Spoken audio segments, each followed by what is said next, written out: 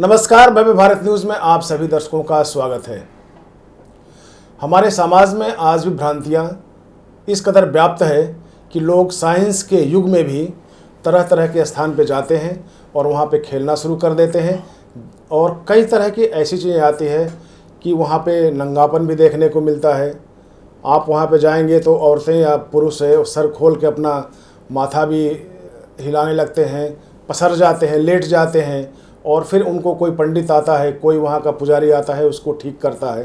तो इस तरह की चीज़ें अक्सर हनुमान जी के यहाँ और कई जगह आपको देखने को मिल जाएगा, पीर पैगंबर जहाँ भी हैं आपको देखने को मिल जाती है। आज इसी विषय से हम पर्दा उठाने वाले हैं और इसके लिए आज हमारे स्टूडियो में मौजूद हैं परम अभ्यासी, परम गुरु बाबा श्री रतन जी महाराज। आज हम उनसे आग्रह करेंगे स्टूडियो में कि आप इस पर चर्चा करें, इस पर प्रकाश डालें, लेकिन इसके पहले हम स्टूडियो में आपका स्वागत करते हैं। बाबा जी, स्टूडियो में आपका बहुत बहुत स्वागत है। बाबा जी, हम सबसे पहले जानना चाहेंगे कि पूजा और भक्ति का मार्ग क्या है? पूजा और भक्ति का मार्ग तो एक ही है, लेकिन भक्ति और पूजा में बहुत भारी भेद है जी। भक्ति वो है जो आप करते हो अपने लिए।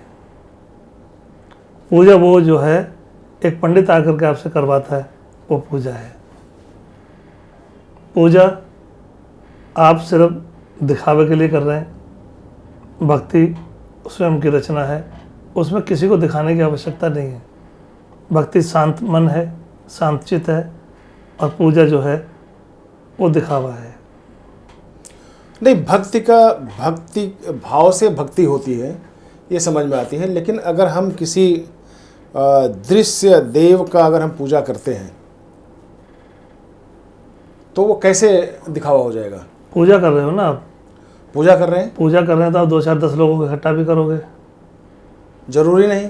जरूरी है। पूजा का तो अर्थ ही होता है, सामूहिक पूजा होती है हमेशा। वो एक सत्यनारायण की कथा को आप ले रहे हैं क्या? सबकी बात है। आप किसी की भी पूजा करेंगे, अगर आपने चित्र भी लगाया है तो चित्र लगा के आप तो पूजा करोगे नहीं, पंडित को बुलवाओगे। नहीं, कई पूजा हैं जो हम खुद करते हैं। आप खुद करते हो, वो भक्ति है, वो पूजा नहीं है। लेकिन शास्त्रों में भी ये कहा जिसका सिर्फ आपको ज्ञान है, जिसका सिर्फ आपको पता है कि आप क्या कर रहे हो, वो भक्ति मार्ग है। पूजा का मार्ग तो दिखता है सबको, सबको दिखाया जाता है, सबको बताया जाता है आज हमारे घर में पूजा है, आज हमारे घर में पूजा है। आपने कभी सुना किसी ने ये कहो आज हमारे घर में भक्ति है, आज हमारे घर में भक्ति है? नहीं, लेकिन पूजा का मतलब ही यही है कि हम पूरे समाज, पूरे कुटुंब को इकट्ठा करें और करके फिर वहाँ पे। वो तो मैं बोल ही रहा हूँ, पूजा में ये सब आपको करना पड़ता है, भक्ति मार्ग में ये सब जरूरी नहीं है। यानी कि पूजा में दिखावा करना पड़ता है? पूजा है दिखावा ना। फायदे क्या है पूजा से और भक्ति से? भक्ति मैंने बताया ना, भक्ति सिर्फ आप अपने लिए करते हो और पूजा आप लोगों को दिखाने के लिए करते हो। तो आपके मुताबिक से तो फिर पूजा से कोई फायदा ही नहीं है? पूजा से और लोगों को तो फायदा है ना, उनको खाना मिलता है, प्रसाद मिलता है, कुछ देर शांतिचित होकर बैठने का सौभाग्य मिलता है, ये फायदे हैं उन लोगों को। अच्छा, मतलब फायदा है उससे? हाँ, ये फायदा है।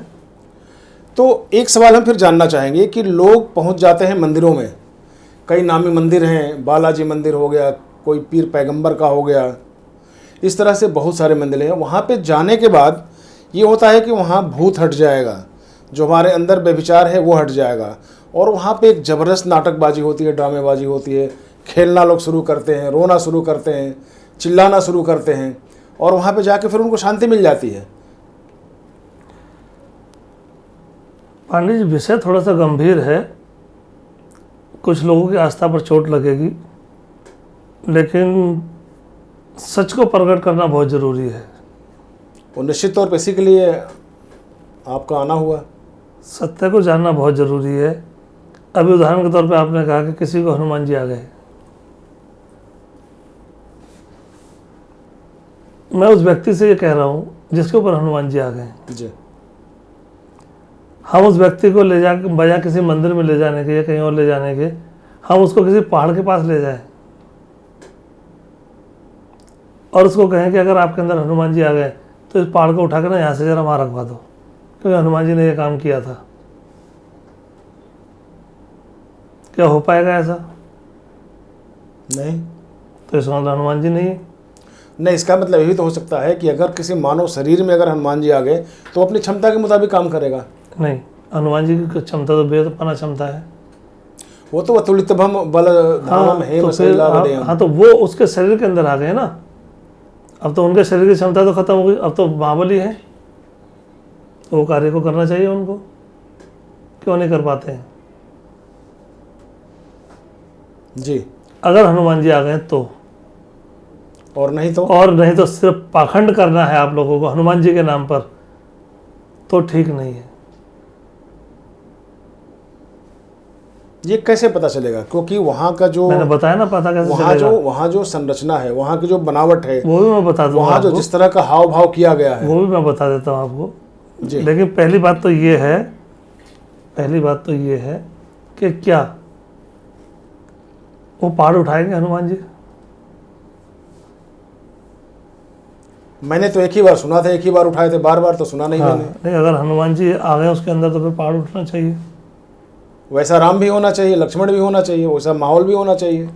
वो हो जाए ना, हनुमान जी तो आए गए ना। राम लक्ष्मण के तो किसी के अंदर घुसे ही नहीं आज तक। आपने जितना भी कहीं ये सब देखा होगा, उसके अंदर या तो हनुमान जी आए होंगे, या बहुत हद होगी किसी के अंदर भैरव आ गए होंगे, या किसी के अंदर माता आ जाती है। अच्छा, यही तीनों चारों कैटेगरी के लोग क्यों समाते हैं अंदर? हाँ, वही तो ये पूछ रहा हूँ। बड़ा सवाल है। अभी मतलब मुझे नए शब्दों का उपयोग करना चाहिए, मैं ईश्वर की आज्ञा चाहता हूँ इसके विषय में बोलने पर। मैंने बहुत सारी महिलाओं को देखा है जिनको माता आ जाती है।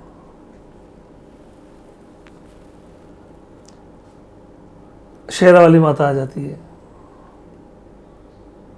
कोई भी माता आ जाती है, अलग अलग नाम रखे हुए हैं माताओं के, पूर्ण रूप तो एक ही है कि वो माँ है, जी। शक्ति है।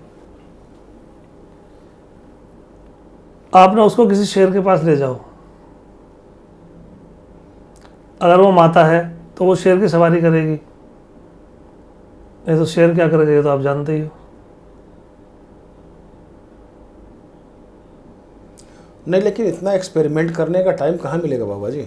अगर आपको ये सच को जानना है तो एक्सपेरिमेंट करने पड़ेंगे, और दो चार जाने भी गंवानी पड़ेगी फिर। सच को जानने के लिए तो लोगों ने पूरे के पूरे कुंभ में मिटा दिए अपने। महाभारत पूरी कथा सत्य के ऊपर ही तो है,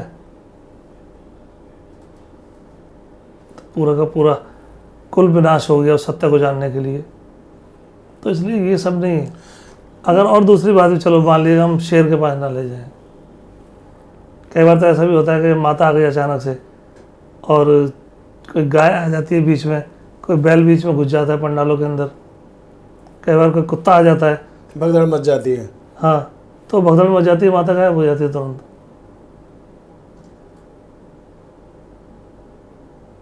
ये सब पाखंड नहीं चाहिए। मैं पाखंड के खिलाफ हूँ, मैं आस्था के खिलाफ थोड़ा ही हूँ किसी की। आप जागरण करिए, आप मंदिरों पर जाइए, पूजा पाठ करिए, सब करिए ना, अच्छी बात है, कोई बुरी बात थोड़ा ही है, लेकिन परपंच पाखंड नहीं। अब जैसे उदाहरण के तौर पे आपने कहा कि बालाजी मंदिर लोग जाते हैं तो वहाँ जाकर सर वगैरह हिलाना शुरू कर देते हैं, उसके पीछे बहुत गंभीर लॉजिक है, जानना चाहेंगे लोग। उदाहरण के तौर पे मान लीजिए किसी व्यक्ति का आपको सुनने में आया, या किसी महिला का सुनने में आया कि इसके सर में कुछ आ गया है, तो अधिकांश लोग जो होते हैं जिनको बोला जाता है स्याना, कि स्याने को बुलाओ या किसी भक्त को बुलाओ, जी ये भाषा का उपयोग होता है। जी जी। वो सबसे पहले एक बात बोलता है कि चौराहे पे पैर आ गया होगा, चौराहे पे पाँव पड़ गया इसका। जी जी। ये कॉमन भाषा है उन लोगों की। थोड़ा और विद्वान हो जाता है कोई व्यक्ति, वो कहता है नहीं, कोई ना हवा लग गई है। अच्छी बात है, भी हवा लग गई है तो कोई जगह ऐसी है हवा ना लगती हो, और इतनी बड़ी सड़क पर कोई जगह ऐसी है चौक ना हो, सुबह से शाम तक लोग चौकों से गुजर रहे हैं, हवा टकरा रही है। अब बुरी हवा बुरी आत्मा से उनका मतलब होता है। हाँ, शब्द चाहे जो भी इस्तेमाल अब करें। बुरी हवा और बुरी आत्मा क्या है? अब वो सियाना क्या कर रहा है वहाँ, नहीं नहीं, मैं इसका जो है ना एक काम करता हूँ, बालाजी लेके चलते हैं इसे, अगर इसमें कुछ भी होगा, वो जो परेशानी को झेल रहा है या जो परेशान कर रहा है वो ये बातें सुन रहा होता है। आप बहुत ध्यान से समझना इस बात को। जी। वो सारी बातें सुन रहा होता है और वो सियाना क्या कह रहा है कि मैं उसे वहाँ ले जाऊँगा बालाजी पर, अगर इस पर कुछ भी होगा, अगर शब्द का उपयोग, अगर इस पर कुछ भी होगा तो वहाँ जाते खेलने लग जाएगा। ये सब उसने सुना है। अगर वहाँ जाके वो नहीं खेला तो इसका मतलब वो नाटक कर रहा था, पिटाई भी पड़ेगी फिर। तो उसके दिमाग में वो घुस गया है। पूरे रास्ते उसको ये कहते हैं, अरे आप चिंता मत करो ना, अगर कुछ भी होगा बाउंड्री में घुसते खेलना शुरू कर देगा। अब बाउंड्री भी शुरू हो गई। वो सब कुछ उसके दिमाग में डाला जाता है, वास्तविकता नहीं है। और उसको उस बात को बचा के रखने के लिए, उस बात को जिंदा रखने के लिए कि मैंने ये नाटक किया है घर पर अपने, जिसकी वजह से मुझे अब ये सब करना पड़ेगा, इसलिए करता है। लेकिन वहाँ जो बाबा हैं, जो पुजारी हैं, जो सयाना हैं आप बता रहे हैं, वो उसको ठीक करने की भी कोशिश करते हैं उसी लहजे में। नहीं, उसी लहजे में क्या है, वो तो मैंने अभी बताया ना, जागरण में ऐसे देवी आ जाती है तो वहाँ जो एक महंत बैठा होता है, महंत लोटे से पानी लेता है और उसके मुंह पर छींटा मारता है, माता गायब हो जाती है। आप हजारों उदाहरण देख रहे हैं ना, कभी जागरण वगैरह होते हैं, ऐसे बहुत लोग मिलेंगे आपको। तो क्या जल के लोटे में इतना वो शक्ति आ गई थी कि अचानक से उसने माता भगा दी? अरे आ गई है तो भाई उसे रहने दो ना। लेकिन जल के लोटे का महत्व तो है ना, क्योंकि सारे ऋषियों ने जल के लोटे से ही श्राप दिया। मैं तो ये पूछ रहा हूँ पांडे जी, और वो श्राप फलित हुआ है बाबा जी। मैं ये पूछ रहा हूँ पांडे जी कि वो ये पूरी रात भजन कीर्तन हो रहा है, वो किस लिए हो रहा है? माता को बुलाने के लिए। अगर वो आ गई है फिर उसको भगाने की क्या जरूरत है?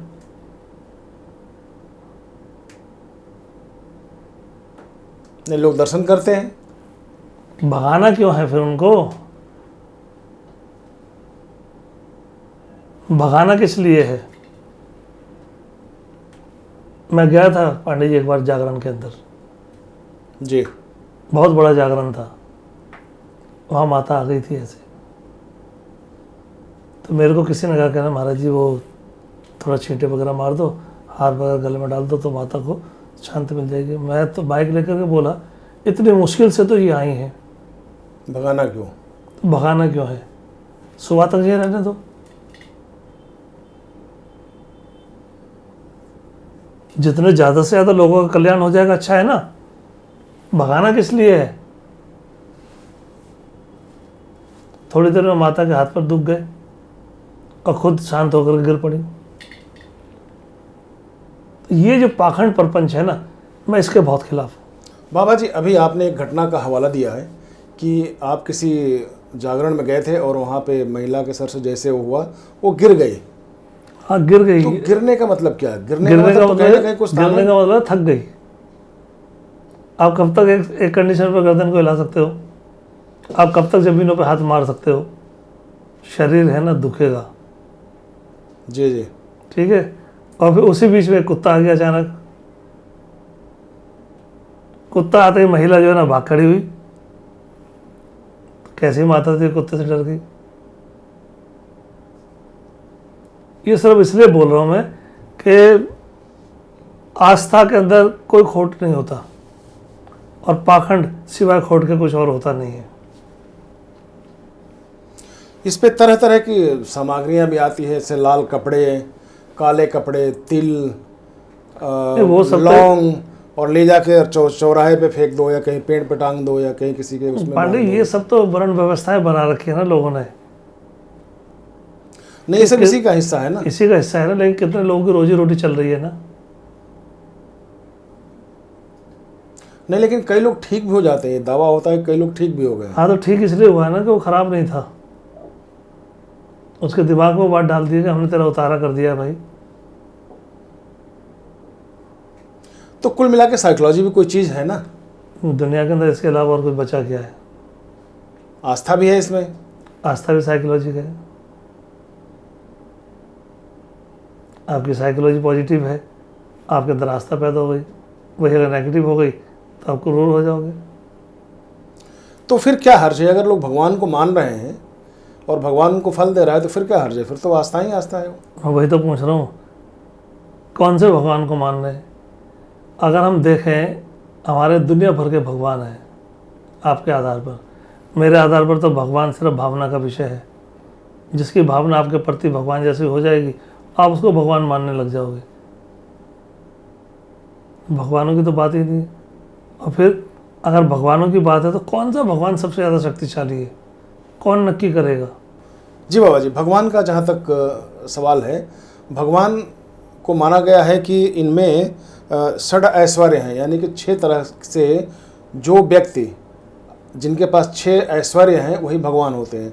वो 6 ऐश्वर्य हैं: संपूर्ण शक्ति, संपूर्ण यश, संपूर्ण धन, संपूर्ण ज्ञान और संपूर्ण सौंदर्य।